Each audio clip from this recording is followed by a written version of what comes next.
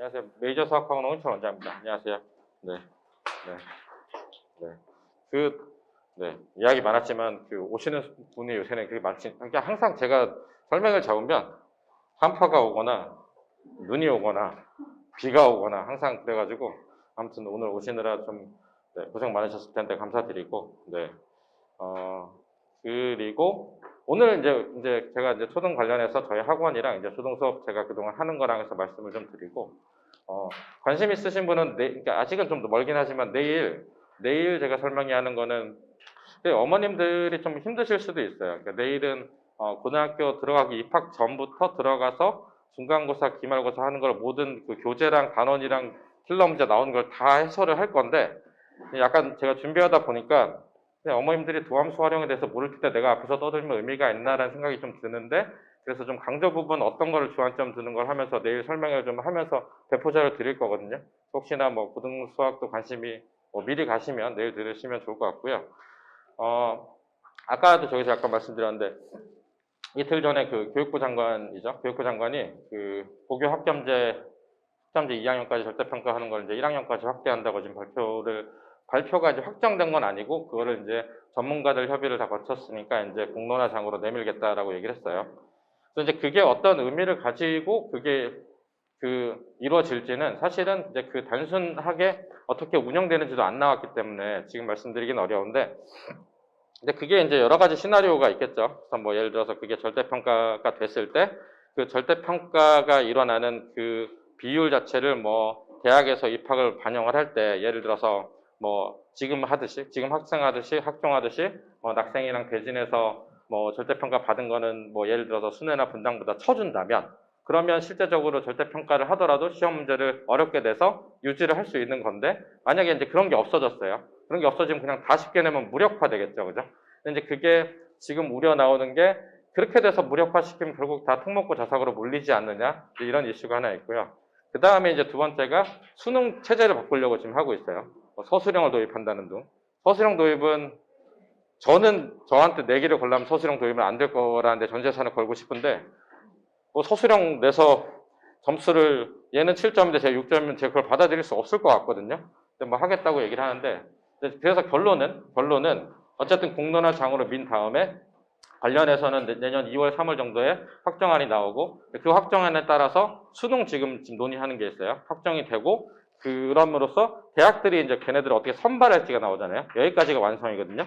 그래서 만약에 여기가 무력화되면 대학들은 대학별고사를 부활시킨다는 얘기를 할 거예요, 아마. 수리 논술이 됐던 대학들 대학별고사든.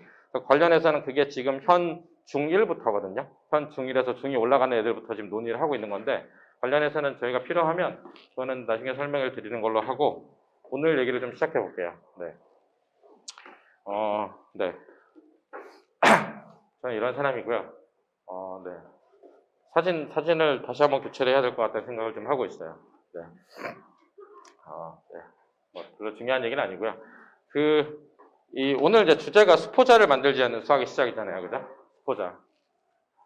어제 초등 수업하면서 이런 얘기를 들었어요. 여자애가.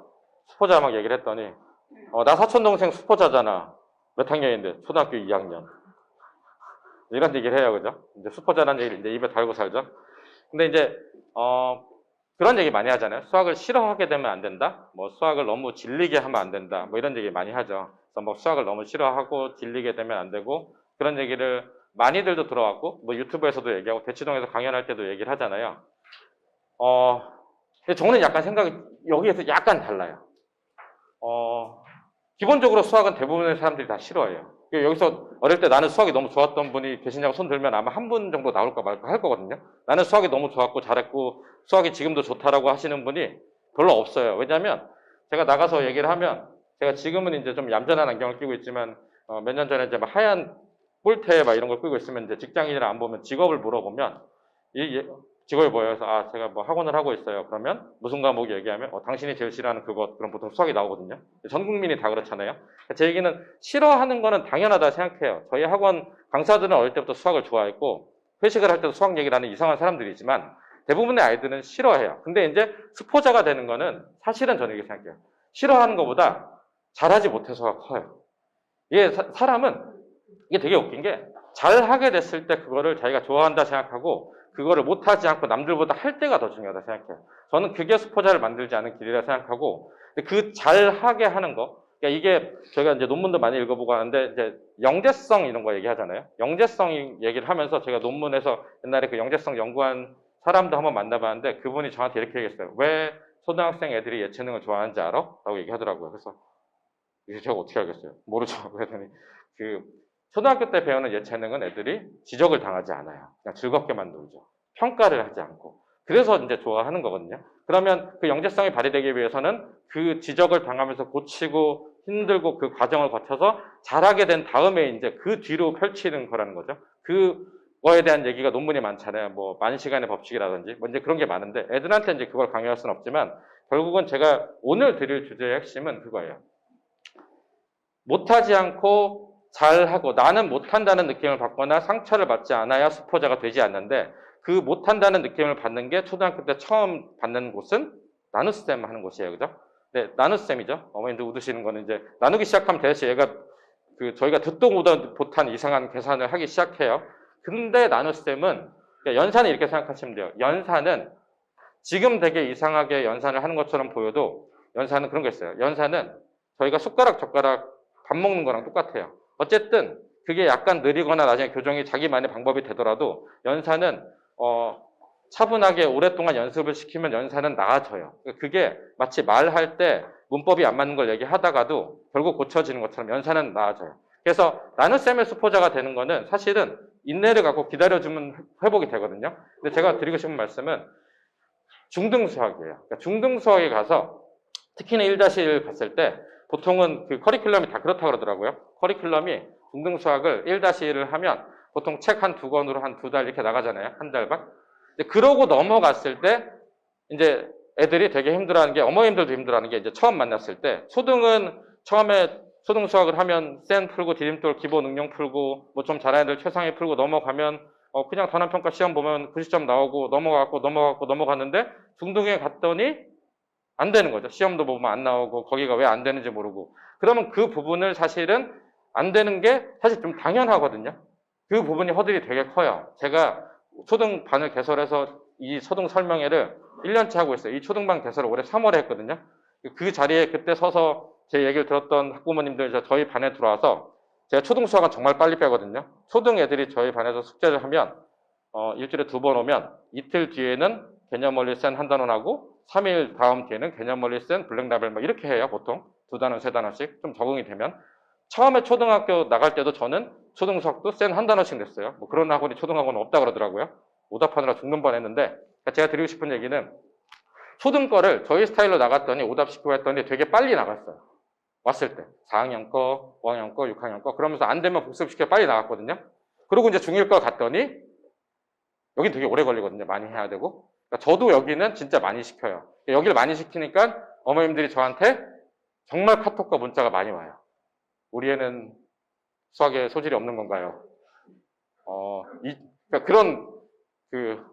이런 카톡도 있었는데 제가 곰곰이 생각해 봤는데 저도 어릴 때 수학에 소질이 없었고 저희 남편도 소질이 없었고 얘도 수학이 좀 아닌 것 같네요. 이런 그러니까 제가 드리고 싶은 말씀은 뭐냐면 집중해야 될 거는 중2에 딱 그 부분이 있어요. 그 부분을 집중을 시키는데 그 부분을 집중을 시키기 위해서 반복을 시켜서 제 얘기는 그 자체가 본인이 처음에 풀면 안 풀려요. 그러니까 이게 초등수학 되게 열심히 뭐 사고력이랑 아무리 많이 해도 중1에 개념원리 가서 최대공약수, 최대공배수 뒤에 상문제 풀면 못 풀거든요. 어려워요. 사실은.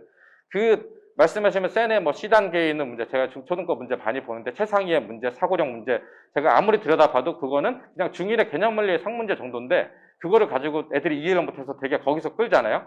그러나 어차피 중1 가면 거기서 또 못 푼단 말이죠. 그 부분을 어차피 안 되는 거를 되게 좌절하지 않고 반복을 하고 거기를 많이 집중을 해야 그렇게 해서 그 부분을 어쨌든 초등학교 자기가 성취도 나오는 만큼을 하는 게 중요하다는 얘기를 말씀드리고 싶은 거예요. 그러니까 제가 오늘 드리고 싶은 얘기의 모든 결론은 그러니까 이게 특히나 이제 아직 고등수학 내신이 있지 않는 한 어머님들이 초등은 딱 오는 결론은 그거예요. 초등 수학에서 너무 심화에 힘 빼지 말고 연산을 하고 넘어가서 중등의 중1-1, 2-1, 그 다음에 나중에 고등 갔을 때 거기에 힘을 주고 될 때까지 해서 그 부분이 이 아이가 얼마나만큼 많이 생각보다 훨씬 많아요. 어머님들 생각하는 것도 훨씬 많아요. 제가 문자를 안 받은 경우가 없어요. 몇 달이 언제 1-1을 나갈 수 있냐는 얘기를 안 받은 적이 없는데 그 부분을 얼만큼 해가지고 그거를 극복할 수 있는 거에 대해서 고민을 해가지고 거기를 극복하잖아요. 그러면 아까 말씀드린 오늘 주제가 그거잖아요. 스포자가 좀 덜 나오는 거죠. 그게 오늘 드리고 싶은 말씀의 그 결론이에요. 그래서 이제 이 얘기를 좀 드리는데 제가 이제 항상 드리는 게 저희 자기주도 학습이잖아요. 불편하죠. 그러니까 이게 비단 초등뿐만 아니라 그 강의식 학원을 다니면 그러면 안 되냐? 아니에요. 제가 어제도 강의식 학원 잘 다니는데 어떠냐고 말씀드려서 잘 다녀서 진단평가를 봤어요. 근데 점수 잘 나왔어요. 그래서 어디를 다니고 있는데 괜찮냐 그래서 여기서 만약에 잘 이 정도 성취도 하면 계속 다니는 게 좋다고 말씀드렸어요. 그러니까 사실 강의식 학원이냐 자기주도 수학이냐 중요한 건 아니에요. 잘하는 애들은 어디서 또 잘하는데 문제는 그런 거예요. 가서 스스로 풀어보지 않고 그 자체를 그냥 눈으로만 보고 있는 아이들이 그냥 지나가면 그 부분이 비어있고 그리고 스스로가 그 비어있는 걸 알기 때문에 그러면 시험을 보면 안 나오잖아요. 그럼 죄책감도 쌓인 상태에서 시험도 안 나오면 그럼 나는 수학을 못하는 사람. 이게 문제인 거라고 생각하는 거예요. 그래서 하는데 되게 신기한 거는 이게 뭐 반동인 것 같아요. 초등이 알아듣게 그 저희 학원의 시스템대로 행동하게 만들기가 되게 힘든데 대신에 초등이 장점이 알아듣게 잘 해서 시스템을 만들어 놓으면 중고등보다 훨씬 더 저희 학원 시스템에 딱 맞춰서 행동을 해요. 예를 들면 와서 지각하지 않고 앉아서 숙제해오면 채점한 다음에 그 오답을 하고 쉬는 시간에 쉬고 핸드폰 제출하고 그 다음에 그 여기 테스트실 가서 테스트 뽑아서 시험 시간 내에 보고 채점 받아서 오답하고 마지막에 전화해서 엄마 나오래서 가고 이제 여기까지가 저희 학원 보통 프로세스라고 하면 이게 처음엔 초등 가르칠 때 얼마나 힘들겠어요. 제가 손잡고 여기 와요. 여기로 와서 시험을 이 사람한테 하면 돼. 처음엔 잘 안 돼요. 그 다음번에 가면은 이제 또 가다 돌아와 어딘지 모르겠다고. 근데 그거를 한번 정착을 시키고 났더니 이 중고등학생은 보고 있다가 이제 분위기가 좀 이상하다 싶으면 빼죠. 핸드폰을 맨날 내는데 뭔가 감시가 소홀해지면 안 낼 것 같잖아요. 그죠? 중간에도 가야 될 것 같으면 가잖아요. 초등은 그러지 않아요. 초등은 내야 되면 내고 주변에서 안 내고 있으면 일러요. 제 핸드폰 안 내고 뭐 어쩌고저쩌고. 그러니까 이게 그래서 저는 그렇게 생각했어요. 이게 그러면 그냥 습관의 문제구나. 그래서 그 자체를 이 아이가 그 습관 있는 걸 잡아서 하면 시험을 보는구나. 그래서 어쨌든 저희 반의 초등 같은 경우 제가 이제 1년 정도 가르쳐 봤더니 일단 첫 번째는 습관이 생각으로 잘 잡혀서 시험을 보는 게 처음엔 거부감이 있었지만 당연하게 본다. 첫 번째. 두 번째는 초등 과정은 굉장히 빨리 나갈 수 있더라. 초등은 생각외로 디딤돌 기본 플러스 응용 센을 처음에는 뭐 저는 원래 3장만 풀던 애들도 조금 욕심이 나면 한 단어씩 풀 수 있더라. 특히 4학년은 이제 가르치기 시작해서 모르겠는데 5학년 정도면 충분히 가능하더라. 근데 중1-1은 제가 다시 돌아와서 예전처럼 중1-1을 가르쳐 봤더니 거기는 여전히 다들 힘들어하고 그 부분은 저도 인내를 가지고 같이 고생을 해야 되더라. 그러니까 제가 결론이에요. 그 부분은 어머님들이 말로 생각하니까 다 이렇게 하시잖아요. 그치, 거기가 인내를 하지. 근데 참 말이 쉬운데 이제 집에 가서 이렇게 보는데 1-1 개념원리 쌤 보면은 별거 아닌 것 같은데 애가 시험 보면 15개 중에서 6개 맞았고 그 다음번에 봤는데 똑같은 시험 봤다는데 6개 또 맞고 그 다음번에 9개 맞고 다시 봤는데 또 틀렸는데 하나도 모르는 것 같고 그러면 카톡이 와요. 저희 애가 무슨 여기에 대해서 내용을 하나도 모르는 게 아닌지 걱정돼서 잠을 잘 수가 없네요. 항상 새벽에 오세요. 밤새 고민을 하시다가 차라리 그냥 저녁 때 저한테 전화를 요청하시면 제가 통화를 하면 되는데 그래서 이제 저도 말씀을 드리는데 그러니까 제가 말씀드리고 싶은 거는 그냥 거의 약간 주입식 교육이랑 똑같죠. 그 중등의 과정을 정말로 어머님들이 인내를 가지시고 여기를 그럴 수 있다라고 해서 아이를 많이 시켜서 아이가 올라갔을 때 스포자가 안 된다는 얘기를 드리고 싶은 거예요. 사실은. 네. 그래서 어쨌든 제가 지금 가장 강조하는 거는 어쨌든 스스로 푸는 거. 근데 이제 그거는 제가 약속을 못 지켰어요. 제가 3월에 여기 서서 노트에 다 쓰고 제가 채점하고 오답한다고 한 거는 어머님들 받아 수업하면서 초등은 노트에다가 그 쓰는 거 자체가 디딤돌이랑 센이 너무 비효율적이에요. 아내가 문제랑 답 쓰는 게 말이 안 되더라고요. 그래서 그리고 계속 가져와요. 이건 어떻게 써요? 이건 어떻게 써요? 그래서 제가 어머님들한테 전화를 다 드려서 말씀드렸어요. 초등 과정 빨리 나갈 때는 그냥 책에 하고 내가 복습시킬 때는 프린트로 뽑아주겠다. 대신에 시험 볼 때는 시험 보는 걸로 쓰겠다. 시험 프린트에 쓰겠다. 그리고 대신에 중등 나갈 때부터 노트를 제가 봐서 하겠다. 해서 나가고 있고 초등은 되게 순조롭게 잘 나가요. 생각외로 초등은 어떤 형식이냐면요. 예를 들어서 4학년에 들어왔는데 지금 중1 나가거든요. 뭐 5학년에 들어와서 6학년 걸 나갈 수도 있죠. 그럼 저는 6학년 거 나가면서 보통 이제 5학년 아직 시험을 안 봤잖아요. 5학년 단원평가를 시험으로 보고 6학년 진도를 나가거든요. 보통 그렇게 해요. 그럼 이제 6학년께 통치도를 이제 그날 숙제한 거랑 오답 보면서 거기가 부족하면 다시 복습을 시키고 아니면 이제 계속 디딤돌이랑 센을 나가잖아요. 그리고 이제 5학년 거를 시험을 보다가 그 문제가 생기면 그 단어에 돌아가서 그 단어 숙제를 다시 내서 이제 그렇게 하는 거예요. 그렇게 해서 5학년, 6학년은 아까 말씀드렸듯이 디딤돌 기본 플러스 센이랑 디딤돌 기본 플러스 복합폰이랑 센 자체로 거기에 있는 단어 평가랑 학업 성취도 평가로 보통 20문제 중에서 한 18개 정도 나오는 걸 하면 넘어가요, 제가. 그러고 이제 만약 연산이 부족한 애들이 있으면 센 연산 있잖아요. 센 연산을 예를 들어서 4학년이 나가면 4-1 센 연산, 4-2 센 연산을 한쪽씩 숙제를 내요. 그거는. 그거를 뭐 10장씩 내면 이제 애가 집에 가서 이제 다시는 여기 안 오겠죠? 한쪽씩 설득을 해서 이번에 다른 숙제가 적으니까 이거 한쪽만 해주면 안 돼. 뭐 이렇게 해가지고 그거를 시키거든요. 그래서 그렇게 해서 계속 습관을 잡아가는 수업을 하고 있고 어쨌든 제가 수업을 해봤더니 그건 뭐 별로 어렵지 않더라고요. 거기서부터 이제 개념 원리 처음 나갔을 때 개념 원리 되게 쉽다고 생각하시죠, 그죠? 되게 우습잖아요, 그죠? 중등 애들이 개념 원리 하면 뭐 그런 책으로 하냐고 하고 하는데 이 초등학생들이 개념 원리 받아들일 때는 첫 충격이 되게 크더라고요. 저도 되게 잊고 살았어요. 예전에 제가 여기 처음 학원 차렸을 때 6학년 애들 들고 중1 할 때 그 힘들었던 기억은 온데간데 없고 그 잘하는 애들만 하다 보니까 오랜만에 돌아가서 보니까 힘들어하는 애들을 보면서 아 맞다 이게 되게 힘들었지 라는 생각을 하면서 이제 그 부분을 많이 하고 있는 거고요. 그래서 이제 그런 걸 하고 이 테스트가 그 말씀드린 건 뭐 이 내용은 다 아실 거예요. 어쨌든 그 검증을 하고 이제 아는지 모르는지 보는데 초등이 테스트 제일 열심히 봐요. 오늘 테스트를 안 보면 집에 못 간다. 그러니까 제가 이제 요새 가장 강조하는 게 진짜 웃기죠. 제가 4시에서 6시 수업을 해요. 초등을. 6시에서 7시 여기 와서 애들이 테스트를 보거든요. 저는 이제 6시, 7시에 강의실에 있잖아요. 뭐 다른 수업을 해요. 애들 고등수학을. 저는 당연히 이제 중학교 애들은, 중고등학교 애들은 다 가서 시험 하나 보고 집에 가. 지가 7시에 갈 시간이 되잖아요. 7시에 갈 시간인 걸 알잖아요. 중학생은. 그러면 테스트를 보다가 아니면 오답을 다 못해서 하고 테스트를 보다가 7시가 되면 중고등학생은 테스트를 보던 걸 그대로 가방에 이렇게 묶어서 그냥 집에 가거든요. 초등은 전 몰랐어요. 제가 그래서 그때 어머님께도 죄송하다 그러고 했는데 8시 반까지 여기서 끙끙대면 끝까지 안 돼가지고 계속 풀고 있는 거예요. 몰랐어요, 제가. 저는 이제 보통은 그러니까 이게 예전 얘기야. 처음 수업할 때. 지금은 그래서 와서 다 와가지고 뭐 했니? 하고 항상 보낼 때 얘기야. 가서 오답 밀린 거 만약 못했으면 하고 시험 본 거 오답하고 가는데 만약에 시간이 오래되면 6시 55분이 되면 일단 싸서 나한테 다 들고 와. 그래서 안 됐으면 이건 다음에 보던가 뭐 조금만 더 하고 갈 수 있겠니? 설득을 해서 좀 하고 가는데 처음에는 전 당연히 그냥 가면 7시에 집에 갈 줄 알았는데 8시 반까지 여기서 계산이 안 나오니까 오답을 했는데 또 틀리고 오답을 했는데 또 틀리고 오답은 또 틀리고 어머님은 걱정이 돼서 여기 밑에 와 계시는데 학원에 있는지 애가 없는지 그게 뭐 장단점이라 생각해요. 그러니까 어쨌든 습관을 들이면 아이들은 진짜 해야 된다고 믿더라고요. 그래서 그렇게 해서 어쨌든 테스트를 계속 보는 게 의미가 꽤 커요. 그 기억도 하고 하는 게. 그래서 그렇게 나간다고 생각을 하시면 될 것 같고요. 뭐 항상 설명할 때 말씀드리는데 이 테스트의 가장 큰 효과는 그냥 이런 것 같아요. 인출을 통해서 기억이 되게 오래 가긴 해요. 그러니까 어쨌든 그 센에 있는 것처럼 쭉 똑같은 문제를 푸는 것보다는 단원을 섞어서 시험 보는 게 제일 좋고 그냥 저는 그러니까 이거는 사실은 이 장표는 사실 저희 중고등학교 수학하는 이제 얘기를 하게 들어오는 거고 사실 초등수학에서 제가 단원 마무리랑 그 단원 평가를 보는 이유는 그냥 얘가 90점 정도 받고 넘어갈 수 있느냐를 보는 거예요. 뒤에 가면 제가 90점 받으면 안 되고 더 맞아야 된다는 얘기를 하지만 일단 저는 초등수학에서는 90 몇 점이 되면 일단 넘어가요. 연산이 부족하면 따로 하더라도.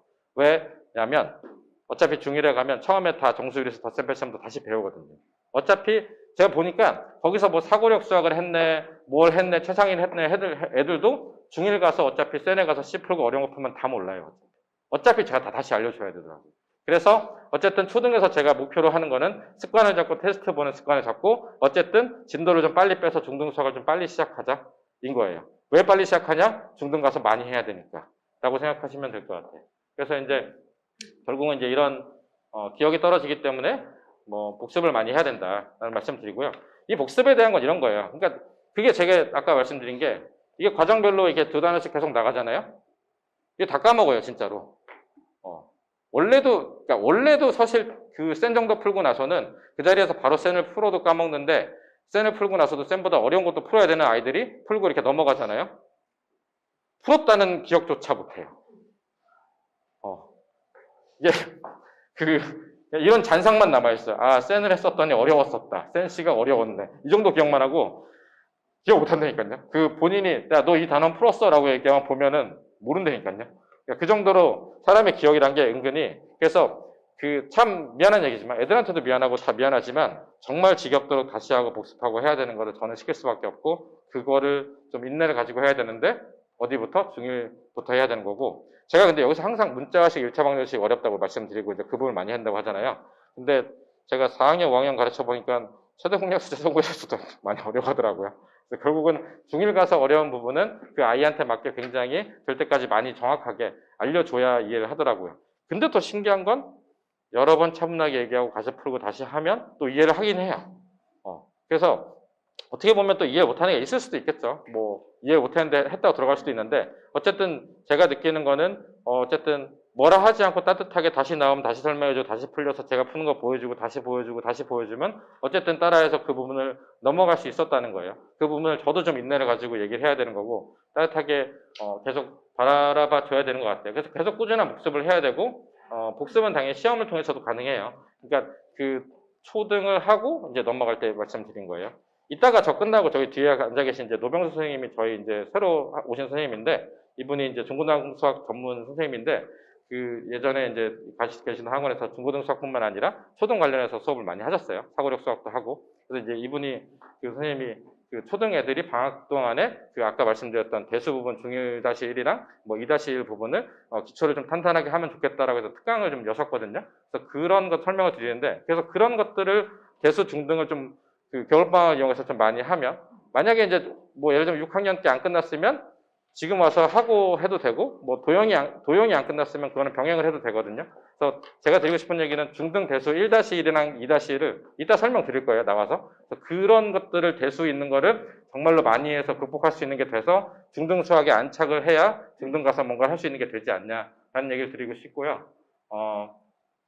그러니까 저희 자기주도가 그러니까 되게 불편한데, 제가 그냥 가장 장점으로 생각하는 건 그거예요.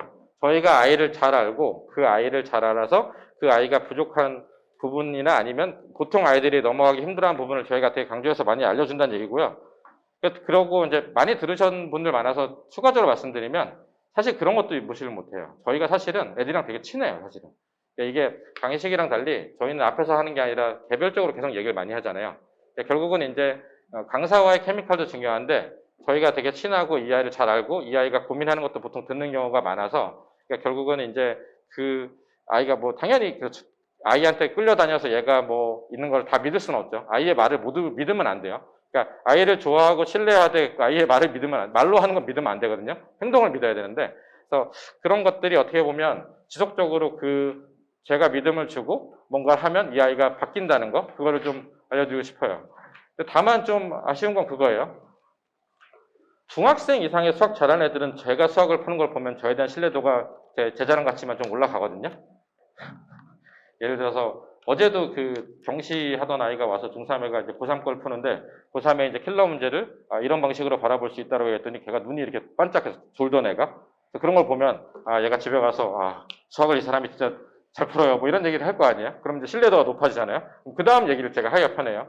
봐봐, 이렇게 하는 거니까 다음에 이거라고 이걸 하면 돼. 그래서 애가 성과가 나오면 저희 반이 어쨌든 잘 되잖아요. 그게 이제 중고등의 저희 반인데, 초등은 그런 게 없어요. 초등은 뭐 제가 그거를 잘 풀고 멋있게 푸나 이런 건 관심이 없고, 초등에 오로지 관심은 오늘 숙제를 한 거를 어쨌든 엄마한테 안 혼나고 채점 다 해서 나한테 안 혼나고 무사히 마치고 집에 가서 노는 거죠. 그래서 그게 좀 아쉬워요. 그래서 그런 생각도 들어요. 저는 되게 성심성의껏 애들을 따뜻하게 대해주는데, 내가 초등반을 잘 가르치는 사람이 만나곤 잘 모르겠어요. 그러니까 강점이 뭔가에 대해서 고민을 많이 하는데, 보기보다는 따뜻한 사람인데, 초등이 좀 그런 게 좀 어려운 것 같아요. 그러니까 수학을 내가 잘해서, 이 사람 수학 진짜 겁나 잘하네, 이런 거를 4학년에 느낄 리가 없잖아요. 그냥 동네 아저씨가 무서운데 와서 숙제하라니까 하고 이제 집에 가는 이런 분위기라, 그게 좀 아쉬운 게 있다는 거. 어쨌든 저의 강점이 개별적으로 그 강사의 그런 어떻게 보면 수학 철학이나 바라보는 관점이나 아니면 그런 기다려주는 게 아이한테 계속 전달이 된다는 거. 그래서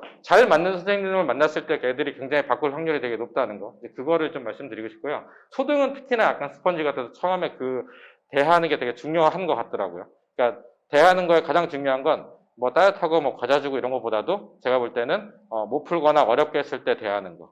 그러니까 이거를 다시 하면 된다. 이렇게 했더니 괜찮지 않아? 그거 다시 물어보면 이게 원래 다시 물어보고 원래 어려우니까 괜찮아. 그 말 한마디가 어머님들도 그러니까 그 어머니들이 보면 채점을 하면서 아니 이걸 틀리면 지난번에 얘기한 거 본 거는 뭘 한 거야 뭐 이렇게 나가면 애가 이제 그러면 이제 어머니가 너무 무서우면 이제 답을 베끼는 게 되거든요. 그러니까 그런 것들을 조금 인내심 갖고 바라봐 주시면 좋을 것 같다는 얘기를 드리고 싶어요. 그래서 그 얘기는 그런 거고, 그렇지만 실수를 한두 개에서 90점 하는 이 습관은 좀 막는 게 중요하다는 얘기, 또 그동안 얘기한 거랑 또 반대 얘기인데, 그러나 90점은 좋은 점수가 아니에요. 사실은. 특히 초등에서는. 네. 드리고 싶은 말씀은, 이 한두 개 틀리는 습관이 결국은 그게 이어지면 공부 잘하는 학생이 될 수 없어요. 그러니까, 차라리, 그러니까 계속 틀리고, 뭐 아이가 이런 경우 있잖아요. 엄마 나 한 개 틀린 거 정도면 잘했어. 뭐, 그 정도면 잘한 거야. 우리 반에 갔던 애들 다 뭐 70점 맞아. 반에 수포자가 있어. 나 정도면 잘하는 거야. 이런 얘기를 할 수도 있는데, 그러면 그거를, 야, 너는 뭐 예를 들어서 달라야 돼. 뭐 이렇게 당연하지 마시고, 그 얘기를 차라리 양을 좀 줄이더라도 다 맞는 걸로 노력을 해보자로 바꿔서 좀 해보시는 게 좋아요.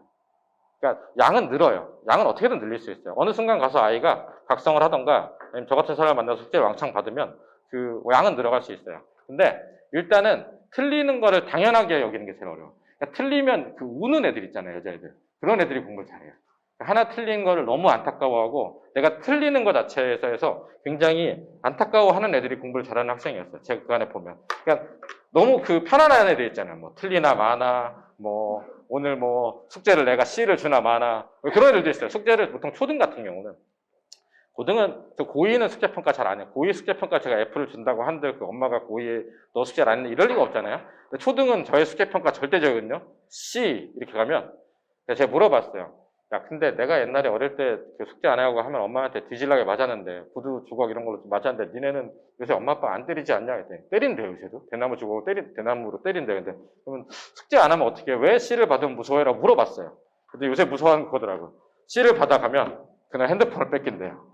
그래서 이거구나. 그래서 그 숙제 평가할 때 이게 되게 이게 크거든요. 그래서 그런데 그거에 대해서 무심한 애들이 있어요. 초등 중에서는 뭐 그러거나 말거나 핸드폰 뺏기는 거지 뭐 그거 뭐 안 줄 거야 버릴 거야 이런 애들도 있다니까요. 그러니까 중요한 건 제가 드리고 싶은 말씀은 틀리는 거에 관대해지면 안 돼요. 차라리 양을 줄이시는 게 나아요. 그리고 만약에 너무 어려워하면 차라리 난이도를 낮추세요. 난이도를 낮추고 거기를 다 맞고 올라가서 하는 게 나아요. 저 난이도 높은 거 되게 좋아하는 사람이고 심화 특강만 하는 사람인데 이게 난이도를 해서 다 맞는 게 나아요. 특히 어릴 때는. 그러니까 이게 어릴 때 본인이 계속 많이 틀려 버릇하면 그게 결국 스포자가 되는 거예요. 나는 수학을 못하는 사람. 이게 진짜 되게 커요. 그게 여자애들 경우 극단적으로 수학을 못하는 경우가 되잖아요. 그러면 중2 가서 첫 시험 볼 때 지금 근데 제가 얼핏 듣기로 지금 경기도가 1학년 2학기 시험 부활한다는 얘기가 있어요. 그러면 이제 그 초등학교 6학년 같았던 이제 중1 애들을 데리고 제가 또 이제 내신 준비를 해야 되는데, 그러니까 그 애들이 시험에 대한 공포가 있잖아요. 그러면 원래 자기가 있어요. 자기 실력이 있고 시험 보는 연습을 안 해서 깎이는 점수가 있거나 시험 보는 연습을 안 해서 문제가 있잖아요. 거기서 그 시험 보거나 수학에 대한 공포가 있으면 더 깎여요. 그러니까 이게 백지장이 된다고 그러죠. 안 보이는 게 인지 능력이 확 떨어지거든요. 그러니까 그 트라우마가 생기면 여자애들이 그렇게 학원 시험이나 집에서 풀 때 잘 푸는데 시험장만 가면 이게 덜덜덜 떨어요. 근데 떠는 게 기본적으로 원래 기질 자체가 떠는 기질도 있어요. 저 되게 떨어요. 저 지금 좀 전에 그 우황청심환 먹고 왔는데 내일 것도 우황청심환 사놨어요. 제가 그 생각을 했어요. 여기 우황청심환 제가 이 학원 처음 차렸을 때 우황청심환이 7,000원이었어요. 2012년에 이 동네 왔을 때 7,000원인데 지금 10,000원이거든요. 우황청심환에 얼마를 썼을까를 생각하면 1년에 한 20몇 개씩 먹었잖아요. 그래서 우황청심환에도 한 100만 원 썼겠구나 이런 생각을 했는데 기질적으로 떠는 사람이 있어요. 저같이. 근데 기질적으로 떠는 게 아니라 본인이 그렇게 가서 계속 틀리고 구박받고 해서 위축이 되면 사람이 위축이 되면 되게 못해요. 그러니까 제가 애들한테 뭐란 얘기를 하냐면 수학은 생각외로 건방진 인간이 되게 잘한다는 얘기를 해요. 저 수학 가르칠 때 진짜 건방지거든요. 약간 저는 반에 앉아있으면 내가 이 나라에서 못 푸는 문제는 없어라는 포즈로 앉아있어요. 그래서 제가 못 푸는 문제가 약간 고민하거나 이상한 문제가 나오면 애들이 박수 쳐요. 너무 좋아하거든요. 물론 저 인간이니까 못 푸는 문제가 있을 수도 있잖아요. 그죠? 사실 요새는 별로 없다고 생각하는데 있잖아요. 그죠? 그래도 그게 있어요. 내가 이 자체가 당연히 풀리고 당연히 안다고 생각할 때 문제가 봤을 때 보이는 거랑 나는 이 문제는 못 풀 거라고 해서 보는 거랑 특히나 킬러 문제나 어려운 문제는 달라요. 물론 그런 건 있어요. 그렇지만 어쨌든 그렇게 편안하게만 볼 수 없는 시험이기 때문에 시험 자체는 연습을 많이 해서 내가 당황을 하더라도 몸이 반응해서 쭉쭉쭉 풀게 해서 가서 시험을 봐야 되는 것도 맞지만 기본적으로 떨지 않게 보는 것도 중요하잖아요. 그죠? 그렇게 됐을 때 하려는 게 반복 연습도 중요하지만 아까 말씀드렸듯이 이제 위축되지 않게 하는 거. 그게 틀리지 않는 습관을 갖추는 게 제일 중요한 것 같아요. 초등 때 90점씩 받는 게 중등에 연산 3번 가면 2점수가 나와요. 70점. 70점이면 그래도 100점 만점에 70점이면 잘했다고 생각하실 수도 있는데 중등에서 있잖아요. 그죠? 이번에 그 내정 중위 도형 시험이 좀 어려웠어요. 그죠? 어렵게 내겠다고 예고를 하고 어렵게 냈어요. 이제 좀 시동을 좀 거는 것 같아요. 내정이 그 순회는 그래도 좀 어렵게 내기 시작했는데 그러니까 내정은 좀 계속 쉽게 냈었거든요. 코로나 이후로 시동을 좀 거는 것 같은데 어렵게 내는 걸로 89.5예요. 수행평가까지 해서 89.5가 지금 수학이 보통 순회 내정이 23에서 24% 정도 나오거든요. 전체. 그럼 그게 9등급제로 절대평가 바뀔 수도 있지만 그게 4등급 초반 정도 돼요. 4등급 초반. 4등급 초반이면 대학을 이 분당 밑으로 가야 돼요. 지도를 보시면 이렇게 분당 밑으로 가야 되거든요. 굉장히 되게 잔인한 건데 애들한테 이런 얘기하면 애들이 아무도 안 믿어요. 니네 반에 고등학교 가가지고 반에 다 앉아가지고 다 뛰어놀면 다 대학 갈 것 같지만 거기서 인서울 하는 애들이 5명도 안 된다고. 5명 빼고는 그럼 어디 가요? 어디 가겠지. 재수하거나. 사람들이 생각할 때 쟤도 자니까 나도 자야 될 것 같지만 쟤도 대학 못 가고 쟤도 못 가고 그게 와닿진 않거든요. 근데 어머님들은 알고 계신 거예요. 이래서 틀리지 않는 습관이 제일 중요해요. 이게 고등학교 가서 이렇게 된다니까요. 이 점수가 고등학교 가서 나오면 암울할 것 같잖아요. 나온다니까요, 진짜. 이 점수가 나온 애들의 평소 때 자주 하는 얘기 뭔지 아세요? 수학이 30점 나온 애들이 나는 정시, 내신은 이제 접었어요. 그럼 그 아이들이 내신 접은 애들이 학원에 있냐? 있어요. 걔네들 수학을 아주 못하는 애냐? 또 아주 못하지도 않은데 어느 날 삐끗나서 이렇게 되기도 하거든요. 그러니까 이게 그 세세한 차이를 위해서 초등학교 때부터 안 틀리는 연습을 좀 잘 해주셨으면 좋겠고 요게 제일 커요. 문제를 똑바로 읽지 않는다. 문제를 똑바로 읽지 않는다. 그 다음에 문제를 길면 읽지 않는다. 어제도 중2 누가 가르치는데 질문을 했어요. 딱 처음 보니까 A, B랑 CD가 같대요. 그래서 A, B, CD 같으니까 딱 쳤어요. 이렇게. 제가 같으면 딱 치거든요. 그랬더니 남자애가 그걸 못 읽었어요. 그래서 맞았죠. 저한테. 그런 거. 그러니까 그걸 알면 그냥 앞에서 문제가 돼요. 3번 A, B랑 CD가 같은 이등변 사각형. 이걸 안 읽는다니까요. 문제를 보면 그냥 도형을 보고 이렇게 보고 있는 거예요. 이건 30도네? 이렇게 쓰는 거죠. 그러니까 근데 문제는 애들한테 그거 뭐라 그러잖아요. 그럼 뭐라 그러냐면, 이게 내가 지금 숙제가 많아서 급하게 하느라 그런 거고 시험장 가서 이런다. 그게 될 리가 없다니까요. 그게 안 된다니까요. 그래서 이 자체를 문제를 똑바로 읽지 않아요. 그래서 이게 안 되는 애들은 전 너무 화가 나면 시험 보는 문제를 직접 노트에다 쓰게 해요. 제가 초등학원들 문제 다 쓰게 하고 서술해가지고 막 전시해놓고 이게 진짜 싫어하거든요.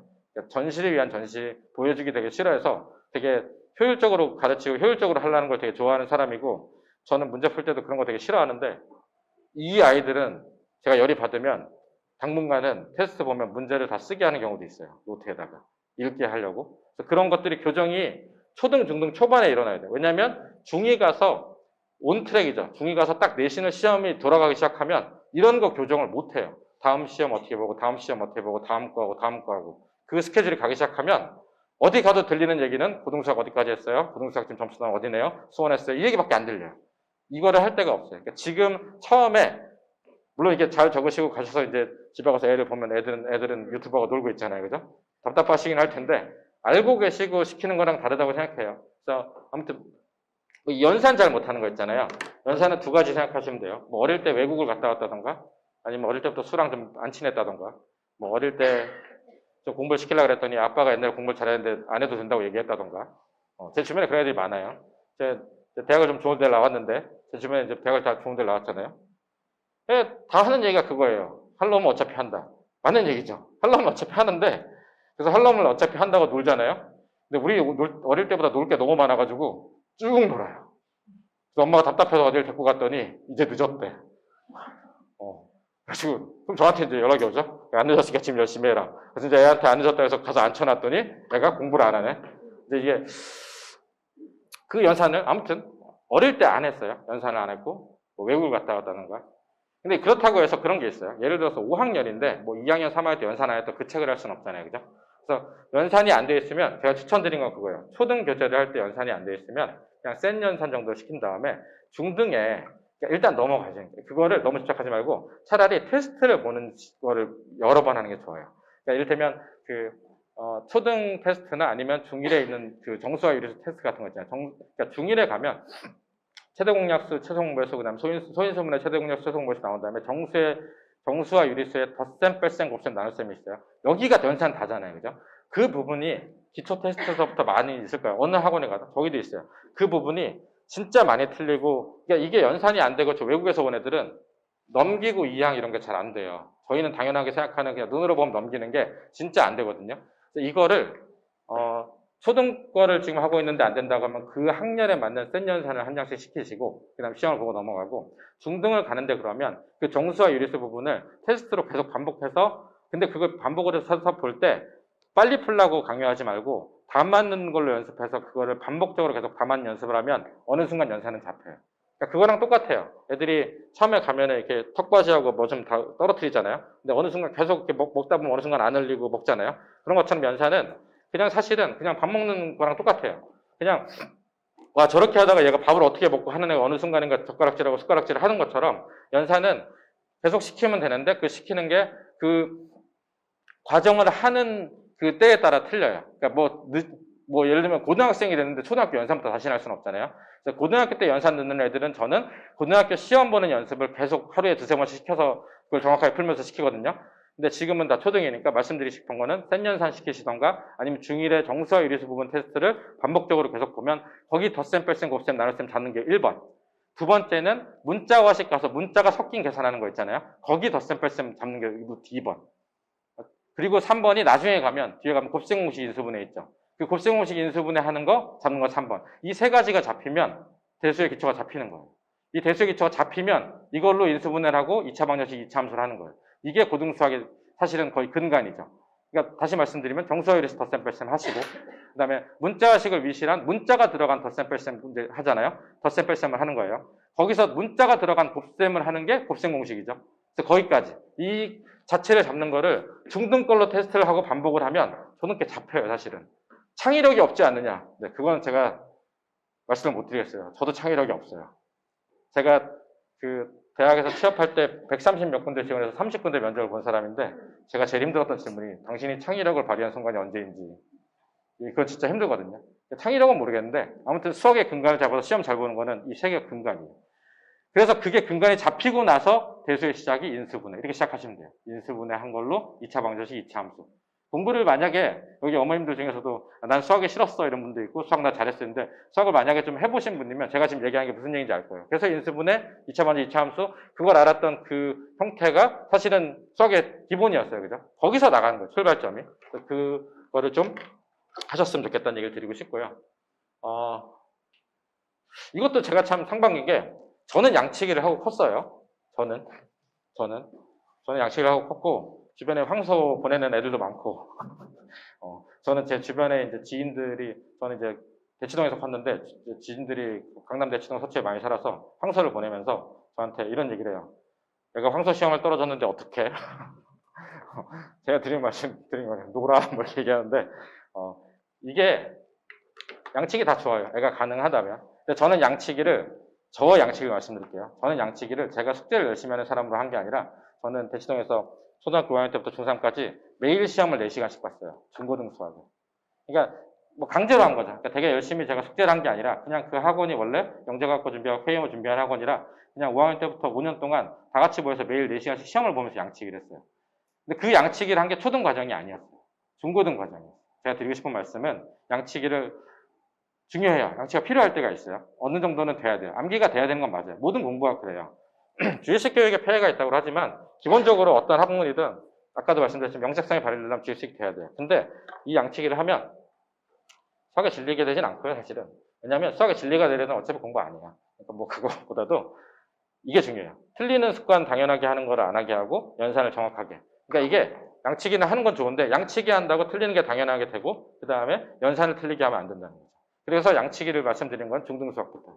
초등은 아까 말씀드린 대로 그냥 제가 제일 드리고 싶은 얘기가 디딤돌을 기본으로 나가고 센하고 만약에 디딤돌 기본을 했는데 애가 잘 못 받아들여요. 그죠? 예를 들면 단원평가나 학업반을 봤는데 60점이 나왔어. 그러면은 예를 들어서 4학년 2학기예요. 이 아이가 4학년 2학기예요, 지금. 4학년 1학기 께 성취도가 안 나온 거 비어 있는 것 같아. 그럼 제가 추천드리는 거는 4학년 2학기 걸 나가면서 1학기 거를 쌤만 복습을 시키세요. 거기 디딤돌 할 필요 없어요. 내용을 배웠으면 쌤만 처음에 안 되면 쌤 B만 복습을 시키세요. 쌤 B만 여러 번 풀어도 그 부분 성취도 다 올라가고 할 수 있어요. 그게 쌤 C에 너무 과해요. 제가 어머님들이 C를 안 하고 넘어가는 거를 너무 심화를 안 하는 게 아니라는 시선이 좀 있는 것 같아서 말을 한 적은 없지만 약간 느껴지는 게 있잖아요. 그래서 C를 시키긴 하거든요. 근데 저는 근데 사실은 중등 가서 어려운 거 풀 건데 그 센 C 별로 중요하다고 생각 안 해요. 초등에서는. 저 너무 중고등 거 알아야지만 푸는 거지 같은 문제 있으면 제가 지워요.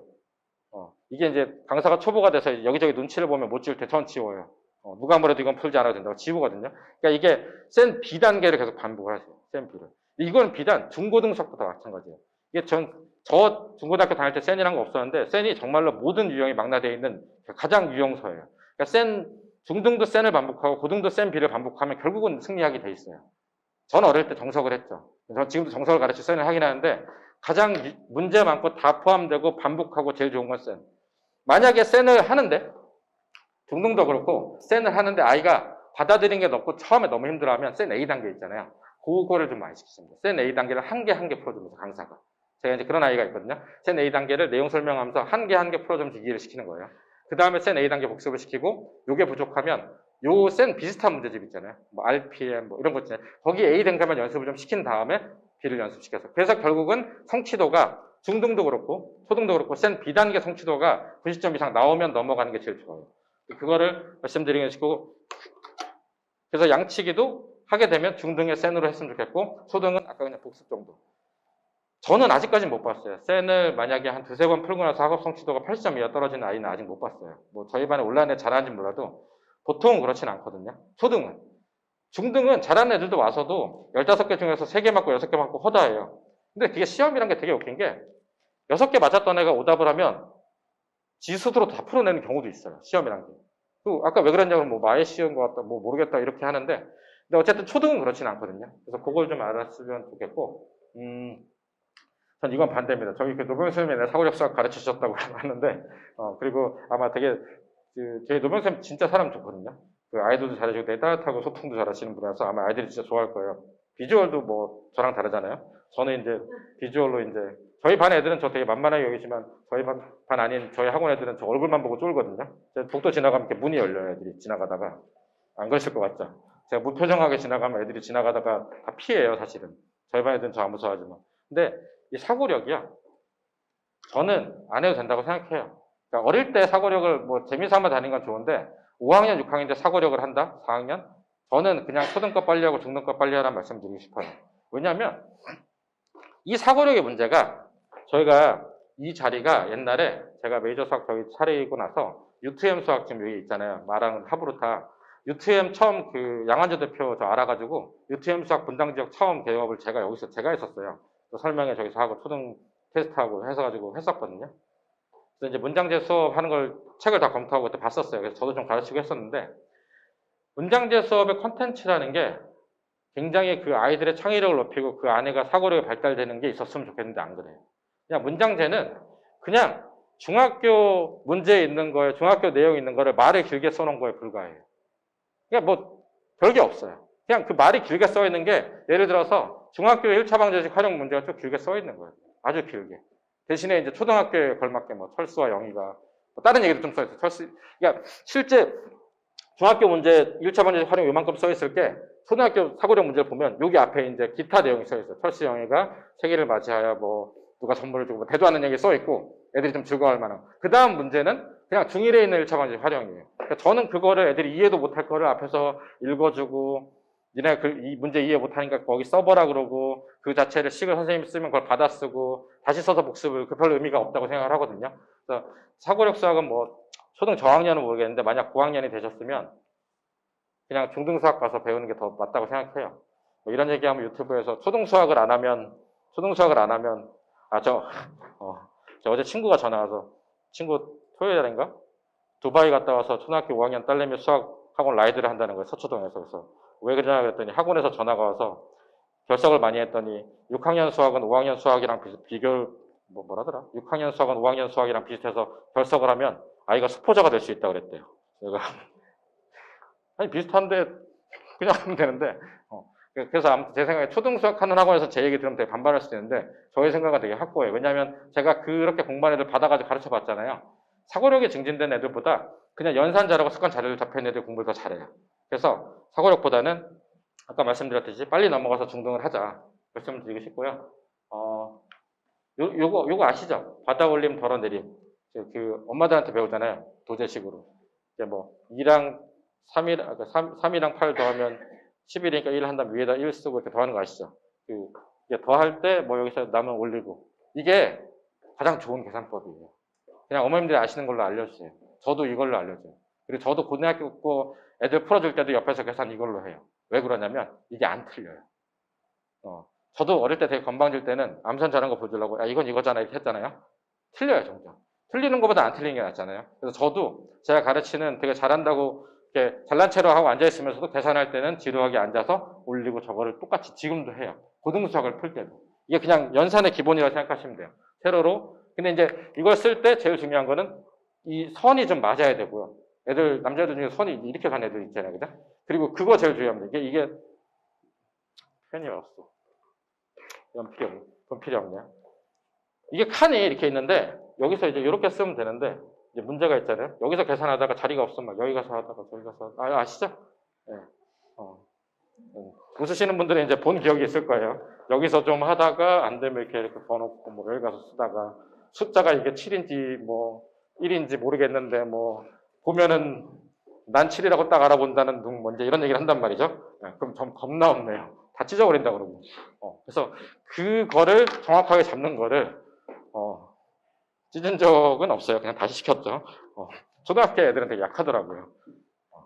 숙제를 안 한다는 아이가 있어서 어머니랑 얘기를 해서 그러면 제가 그러면 7시, 9시 끝나고 7시에 끝나고 숙제를 다 할 때까지 남기겠습니다라는 얘기를 해서 어머니가 너무 좋다고 감사해요. 그리고 애가 딱 들어온 거예요. 4시에 딱 들어와서 누구야? 숙제 다 했어? 뭐 몇 장이 남았는데 그럼 그거 오늘 다 끝나고 남아서 가자 그랬더니 들어와서부터 우기 시작했어요. 남자애가. 제가 달래주고 잘해가지고 또 이제 개그도 좀 하고 해서 달래줬어요. 그래서 거의 이제 트윅스 있거든요. 초콜릿도 주고 이제 달래가지고 그러고 나서 이제 얘기를 했어요. 자, 그러면 오늘은 1시간 남는 게 아니라 7시 한 7시 반까지만 해서 요거까지만 하고 가자. 그래서 좋대요. 자기도. 했어요. 6시가 됐어요. 7시에 이제 테스트가 갔다가 30분 돼야 되잖아요. 갑자기 5시 45분이 됐더니 메소드급 연기로 갑자기 머리를 부여잡더니 머리가 아프대요. 갑자기. 머리가 깨질 것 같대요. 그랬더니 갑자기 막 심각한 표정을 짓고 울라 그러더니 머리가 아프대요. 그래서 근데 제가 중고등학생이면 아프다 그러면 보통 때리거든요. 갑자기 왜 아프냐고. 근데 초등학교 5학년이잖아요. 왜 아프냐니까 뭐라더라. 학교에서 수영을 하는데 코로나 때문에 VR로 수영을 했는데 팔을 휘저어서 지금 머리가 아프다나. 집에 갔어요. 초등이 좀 그런 면이 있는데 어머님들이랑 저랑 이제 되게 강해져야 돼요. 단호한 면이 있어야 되고 달래기도 하고 단호한 면도 있고 그렇게 돼야 된다고 생각하고요. 아무튼 제가 여기서 드리고 싶은 말씀은 저희가 어렸을 때 배웠던 그 연산 법칙이 가장 좋아요. 옛날 방법이 아니에요. 최신에 있는 게 있지 않냐? 뭐 이집트나 뭐 인도에서는 19단위 다 그 필요 없어요. 그냥 우리가 배웠던 9구단, 우리가 배웠던 그 덧셈 뺄셈 그거 자체가 지금도 유효한 가장 좋은 전략이에요. 그걸로 가르치시면 돼요. 차분하게. 말씀드렸다시피 초등은 식을 쓰지 않습니다. 초등은 제가 노트에 풀지 않고 그냥 거기다 풀고 있고요. 이 모든 거는 중등 수학 나갈 때부터 해요. 그러니까 초등을 빨리 끝내고 하는 거고 이 단순 계산 이면지보다 그러니까 요 있잖아요. 노트에 작성하는 습관을 어쨌든 그 노트에 작성해서 이 항을 하고 쓰는 습관을 들이는 게 1-1이라서 그러니까 1- 이렇게 생각하시면 돼요. 어디 가서 배우더라도 여기가 오래 걸리고 여기를 많이 해야 된다는 선생님이 있으면 그건 맞는 얘기예요. 그걸 좀 믿어주시면 좋아요. 여기 그냥 사실 금방 하고 2-1 대수항에서 대수 묶어서 한 번에 쭉 이거 사실 아닐 수 있어요.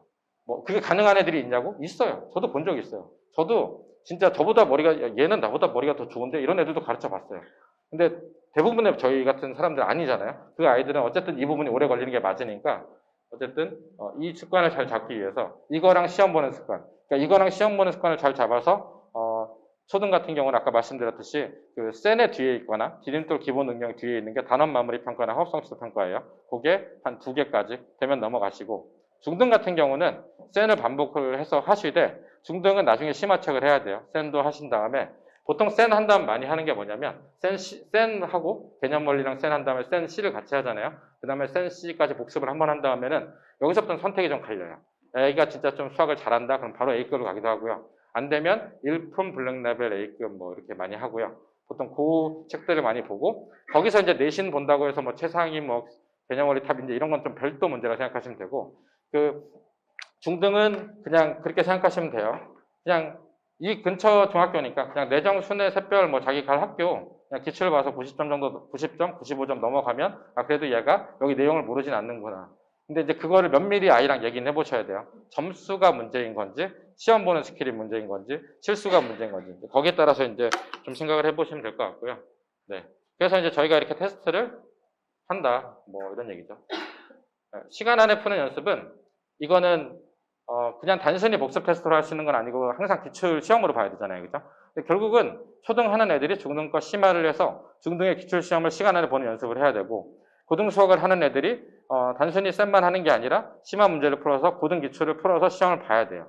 제가 어제 어느 어머니랑 통화를 했었는데 집에서 지난번 제 설명을 듣고 족보닷컴에서 받아가지고 우리 아이가 수학이 어떻게 되는지 몰라서 대진고 시험을 봤더니 시간 딱 찍어봤더니 반 타작을 하더래요. 이제 어머니가 이제 대충격을 받으셨죠. 그래서 제가 당연하다 그랬어요. 왜 그러냐면 물어봤거든요. EBS 권한도라는 책을 보셨냐? 안 봤대요. 근데 그러면은 그 시간 안에 풀 수 없어요. 거기까지 풀고 시험을 볼 수밖에 없어요. 왜냐하면 부교재가 있는 학교는 부교재에 있는 거를 다 알고 애들이 내기 때문에 굉장히 시간이 타이트하게 내요, 문제를. 그래서 그거를 푼 아이들끼리 경쟁이잖아요. 이 아이도 풀고 나서 시간 안에 푸는 연습을 해야 되잖아요. 그래서 거기까지 가야 된다는 거. 제가 이렇게 말로 되게 쉽게 설명하는 그 거기까지가 진짜 많은 양이에요. 매일 와서 여기서 4시간 하고 하는 걸로도 정말 지루한 작업이거든요. 이제 그거의 시작이니까 뭐 앞으로 갈 길이 많이 남았지만 또 중간중간에 또 시험도 보고 많은 일들이 있을 거고요.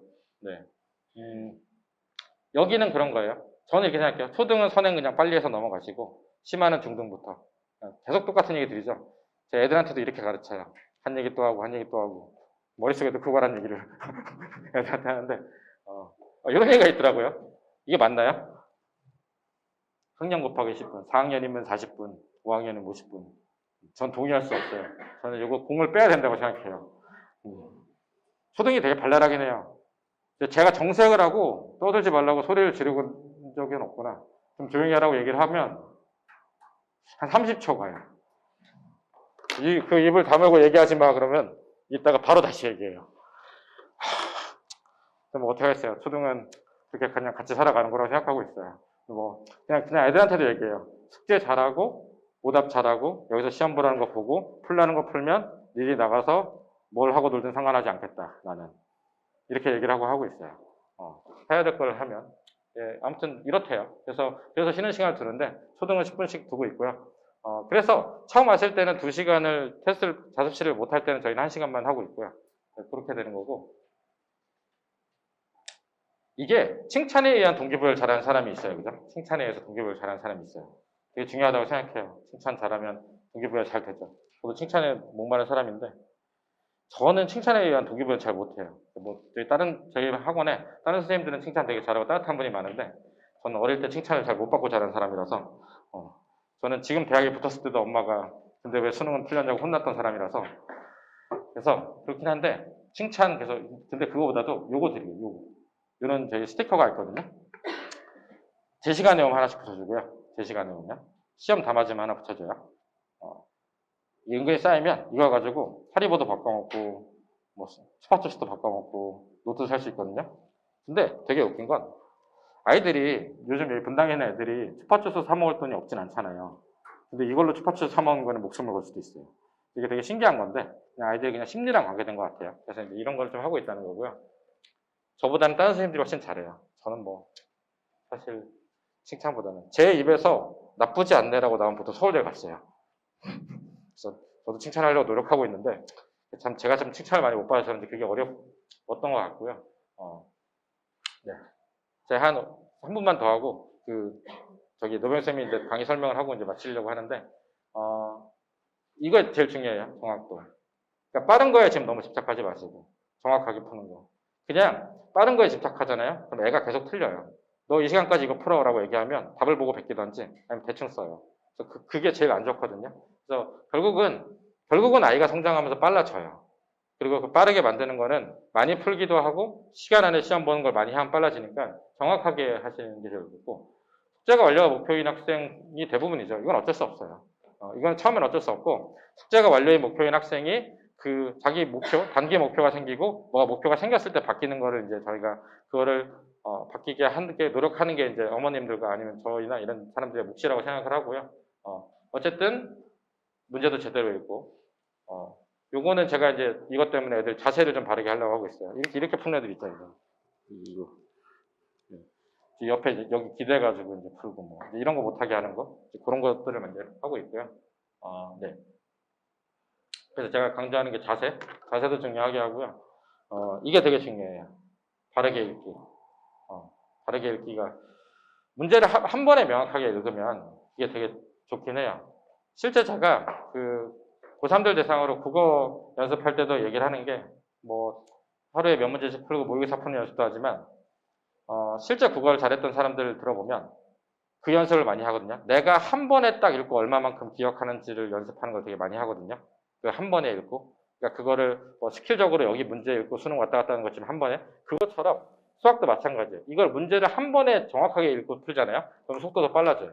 읽다 다시 돌아가고 읽다 다시 돌아가는 겁니다. 그래서 이거를 차분하게 바르게 읽기를 좀 지도를 하실 수 있는지 모르겠어요. 5학년 정도 되면 어머님이 할 수 있나요? 그건 잘 모르겠어요. 엄마 말을 이제 안 듣기 시작할 때라 뭐 잘 안 될 것 같긴 한데, 네. 그래서 이런 것들을 네. 세 줄이 넘어가면 보통 잘 안 읽죠. 유튜버가 와서 더 심해진 것 같아요, 그죠? 네. 그래서 저희가 가지는 계속 눈에 강조했지만 어쨌든 스스로 문제 풀어보는 게 제 목표예요. 자기 손으로. 그러니까 뭐 처음엔 좀 삐뚤빼뚤하고 뭐 채점을 하는 게 어떻게 하는지도 몰라도 그거를 처음엔 잘 알려서 습관을 잡으면 자기가 스스로 채점하고 그것도 되더라고요. 4학년도 너무 힘들어하면 제가 채점을 시키는데 좀 지나게 되면 본인한테 채점 시키거든요. 그러면 본인이 채점해요. 채점도 하고 오답도 하고. 물론 이제 약간 느낌이 채점을 대충 하거나 답안을 베껴오는 것 같으면 이제 뺏어야죠. 그런 거는 이제 강사의 역량인 것 같고요. 어쨌든 채점을 시키고 오답을 시키면 스스로 한다는 거. 그래서 제 목표가 그거예요. 스스로 문제를 풀고 연산은 정확하고 신속은 이제 정확하게 여러 번 연습하면 되는 거라 생각하고요. 이거는 중등부터 하고요. 하는 거고, 저는 이거는 본인이 열심히 해서 많이 잘하게 되면 없어질 거라고 생각해요. 네. 그래서 본인이 방학 때나 이럴 때 굉장히 많은 걸 해가지고 내가 주변 애들보다 많이 했고 잘한다는 느낌을 가지면 보통 싫어하지 않아요. 자기가 잘하는 걸 보통 좋아해요, 사실은. 그래서 그거를 뭐 너무 얘를 이렇게 많이 시키면 싫어하지 않을까, 이거 너무 걱정하지 마시고 많이 하는 것도 자부심을 늘리는 방법이에요. 그리고 진짜 생각하는 것보다 많이 해야 돼요. 뭐 아시는 분은 아실 거예요. 본인이 공부를 많이 해보신 분은 아실 텐데 진짜 그냥 우리가 생각하는 것보다 진짜 많이 해야 점수가 나와요. 제가 이제 어떻게 말로 표현할지 모르겠는데 정말로 토 나올 정도로 많이 해야 점수가 나오거든요. 그래서 그거를 좀, 물론 지금 시작인데 제가 너무 협박하는 것 같긴 한데, 근데 그걸 좀 아셨으면 좋겠고. 그래서 저희 초등 커리큘럼은 보통 이래요. 이 두 가지 책으로 많이 하고요. 그래서 이 평가까지 봐서 이게 마무리되면 넘어가고, 연산은 기탄까지 쓰는 경우는 굉장히 특이한 경우, 해외에서 온 경우 기탄을 쓰거나 뭐 기적의 계산법 있잖아요, 그죠? 그런 걸 쓰는 경우는 있는데 보통은 요 안에서 마무리가 돼요. 요거 반복해서 마무리를 넘어가서 일단 중등까지 가는 걸 목표로 한다라는 말씀을 드리고 싶어요. 그래서 저는 오늘 여기까지 말씀을 드리고 중등 관련해서는 뭐 다음에 말씀을 드리면 좋을 것 같고, 저기 있는 노병선님께서 아까 말씀드렸던 저희 이제 11월 1월 전까지 이제 만약 6학년 마무리하고 중 1학년 배수 있는 거 특강을 하시거든요. 그래서 그 관련해서 좀 소개를 좀 드리고 마치도록 하겠습니다. 네, 감사합니다. 네, 고생하셨습니다. 네, 안녕하세요. 안녕하세요. 저는 여기 메이저 학원에서 이제 수학 담당하고 있는 노병수 강사라고 하고요. 예, 어머님들 오늘 추우신데 여기까지 오시느라고 고생 많으셨고요. 뭐 이거 강의에 대해서 그냥 간단하게 설명드리려고 하는데 전반적인 내용에 대해서는 원장님께서 조금 많이 소개를 해주신 것 같아요. 뭐 중복되는 내용도 되게 많을 거고 사실 뭐 공부법이야 이런 부분들에 대해서는 어머님들께서도 좀 많이 아실 거예요. 뭐 일단 기본적인 내용에 대해서 그냥 말씀을 드리자고 하자면은 일단 제 소개부터 그냥 간단하게 하자면 저는 뭐 일단 원래 강동 송파랑 대치동 쪽에서 중고등 하는 입시 쪽에서 원래 일을 했었는데 우연한 기회로 타인교육 쪽 계열에서 소마 다 아실 거예요. 그쵸? 어렸을 때 친구들 보면 소마쌤이나 뭐 원리쌤 같은 거 연산 문제집 다 풀리셨잖아요. 그거 연구소 개발하시던 그 소장님이랑 같이 어떻게 일을 하게 돼가지고 사고력 수학 쪽에서 좀 일을 하게 됐었어요. 그래서 뭐 그 부분에 대해서는 초등에서 한 저학년 부분에까지는 사고력 수학이 어느 정도 도움이 많이 되고 학생들의 흥미를 유도하면서 수학에 좀 자연스럽게 다가가는 데는 도움이 많이 됐는데 이제 한 4, 5학년 이후부터는 교과 내용 자체가 이제 어느 정도 이제 공부를 하면서 중학교 대비를 하게 되잖아요. 그쵸? 근데 5학년, 6학년 부분에 대해서는 보게 되면은 어머님들도 단원 곰곰이 보게 되시면은 예를 들어서 6학년 같은 경우는요. 소수에 나는 셈, 분수에 나는 셈, 비와 비율 같이 한 3단원 정도가 거의 겹치거든요. 그래서 1학기, 2학기에 대한 내용 자체의 차이가 거의 없어요. 사실 대수 부분에 대해서. 근데 시간적으로 여유가 있고 미리 준비가 된 친구들 같은 경우에 기본 과정하고 응용 과정하고 심화 과정까지 해서 계속적으로 반복을 하면 당연히 좋겠죠?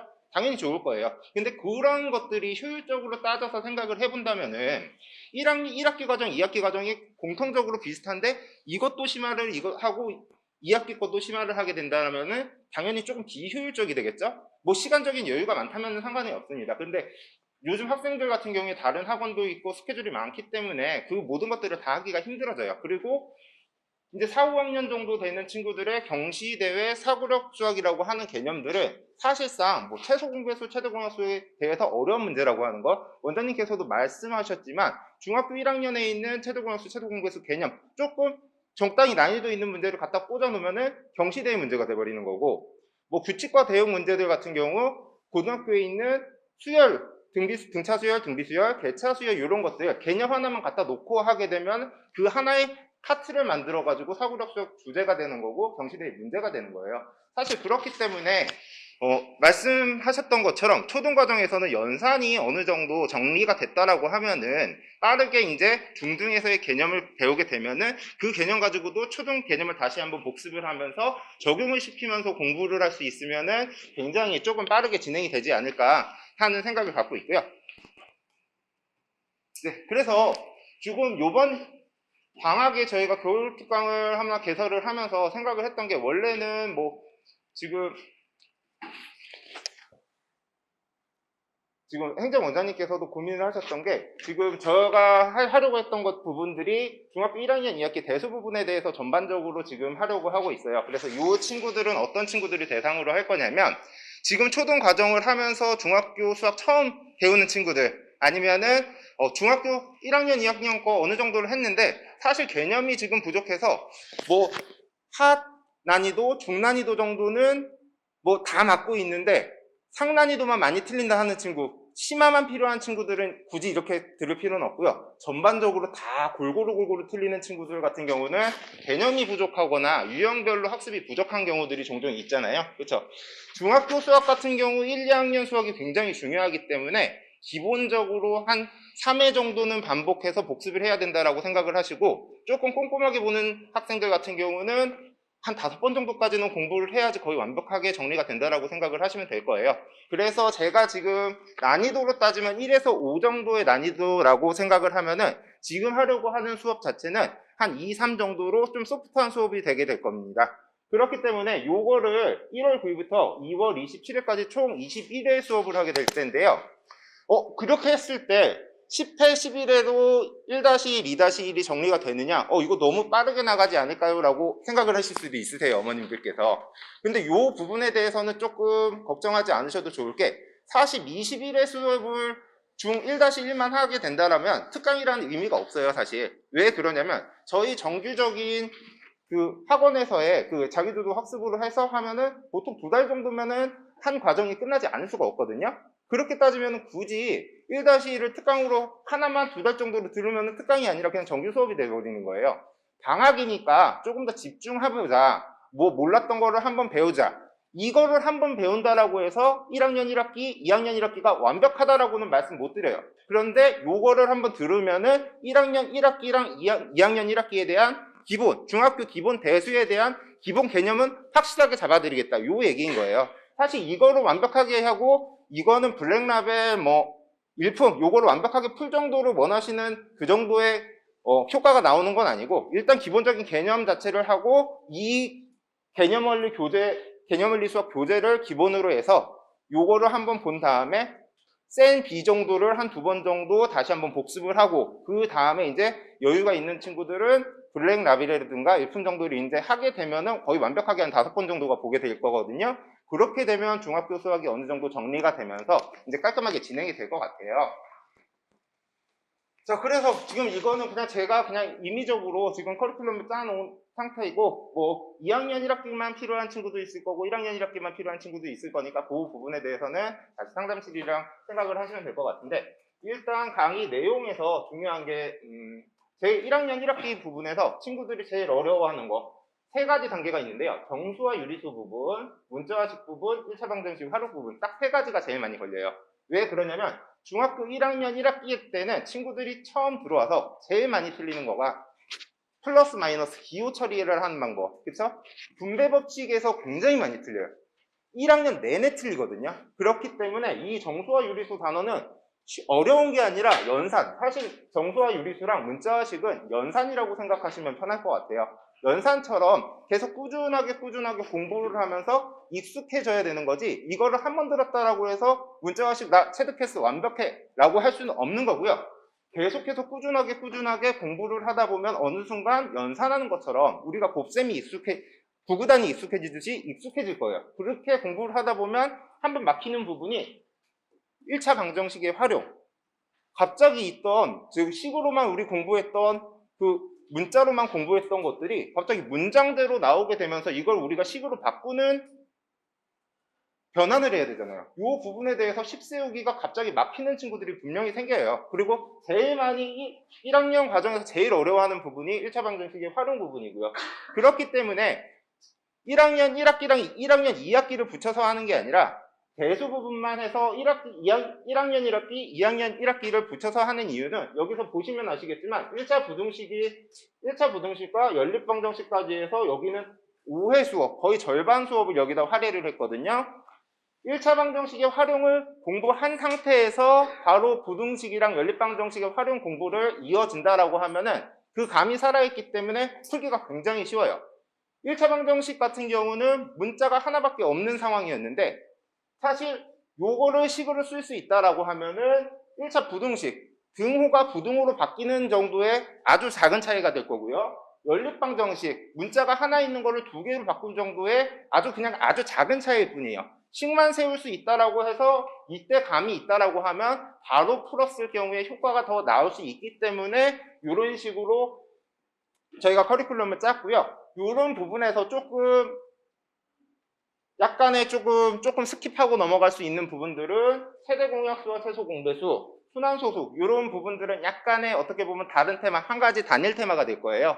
이 부분만 해서 이 두 단원 같은 경우는 이것만 해서 어렵게 응용 문제들을 내버린다라고 하면 이것만 해도 2-3시간씩 공부를 해야 될 정도로 조금 많이 시간 할애가 필요한 단원들이라서 이 부분은 조금 간략하게 하면서 친구들이 개념 이해해서 다음 과정 공부할 때 할 수 있을 정도로만 하고 너무 깊게 하진 않을 거고, 일단 제일 중요하게 중점을 갖고 있는 거는 문자화식과 정수와 유리수 분배 법칙 계산, 부등식, 방정식들의 활용 이 정도로 생각을 하시면 될 것 같고요. 자, 그래서 특강에서 저희가 갖고 넘어갈 부분들은 제일 중요한 거는 개념 학습과 풀이 과정을 제일 중요하게 생각을 할 거예요. 어떤 것들을 하게 되느냐, 친구들이 기본 문제 풀게 되면은 객관식 문제들 보면은 객관식을 잘 맞추죠, 그쵸? 어렵지 않다라고 생각하고 맞추고 틀린 문제 찾고 맞는 문제 찾고 요것들은 굉장히 잘하는데, 이걸 풀이 과정이라고 쓰라고 하면은 답은 그냥 4번이니까요 하고 4번만 쓰고 넘기는 경우들이 굉장히 많거든요. 그런데 그런 1번부터 5번까지의 선지에 있는 부분 중에서 틀린 부분이 어떤 건지 맞는 부분이 어떤 건지 그것까지 고칠 정도로 개념 정확하게 하고 풀이 과정 쓰는 것들을 이번 특강에서 제일 중점적으로 보려고 하고 있고요. 두 번째로는 반복 학습이랑 테스트를 하면서 계속적으로 반복 복습을 계속해서 할 거예요.